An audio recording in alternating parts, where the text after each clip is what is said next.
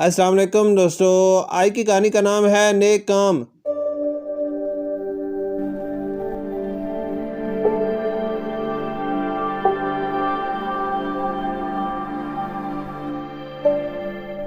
आसिम साहब ने दुकान से सामान लिया और दूसरे हाथ से अपने बेटे उमर का हाथ थामे घर जाने के लिए मुड़े ही थे कि उमर ने सामने से आते हुए जलाल साहब की तरफ इशारा करते हुए कहा, अबू जी देखे बाबू चाचा जा रहे हैं। जलाल साहब की कमर ज़ईफ़ी की वजह से झुक गई थी और नज़र भी खासी कमज़ोर हो गई थी, लेकिन अपने घर का सौदा सलफ खुद ही लाते थे।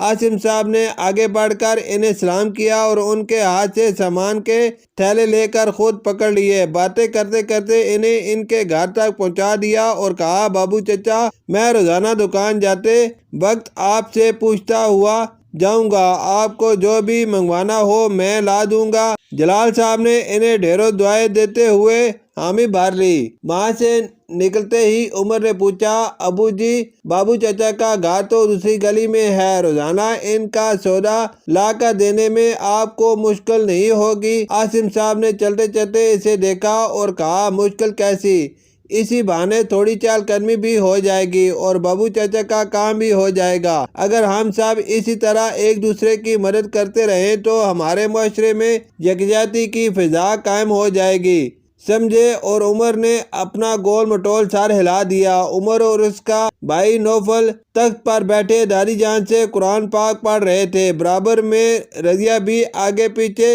हिल हिल कर कायदा पढ़ रही थी। रजिया करीब घर की बच्ची थी और इनके घर हल्का फुल्का काम करने के लिए आती थी। अब दादी जान ने इसे कुरान पाक पढ़ाने की गरज से कायदा पढ़ाना शुरू कर दिया। सबक खत्म हुआ और रजिया अपने घर चली गई तो नौफल ने सामने रखी चाय की प्याली में बिस्कुट डुबोते हुए दादी जान से पूछा, दादी जान ये रजिया बाजी तो इतनी बड़ी हो गई हैं, मुश्किल से सबक याद करती हैं, फिर भी आप इन्हें इतने प्यार से कायदा पढ़ाती हैं? दादी जान ने बात समझते हुए कहा, बात तो आपकी दुरुस्त है नौफी मियाँ, मगर इल्म किसी भी उम्र में हासिल किया जा सकता है और कुरान पाक पढ़ाना तो वैसे भी बहुत सवाब का काम है। बस हमें अच्छाई का कोई भी मौका हाथ से नहीं जाने देना चाहिए, ठीक है ना? दोनों बच्चों ने एक साथ हाँ में सर हिला दिए। अम्मी ने घर की क्यारियों में लगे हुए सदाबहार के पौधों में से कुछ टहनियां जड़ों समेत निकाली और दो अलग अलग गमलों में लगा दी। उमर और नौफल करीब ही खेल रहे थे।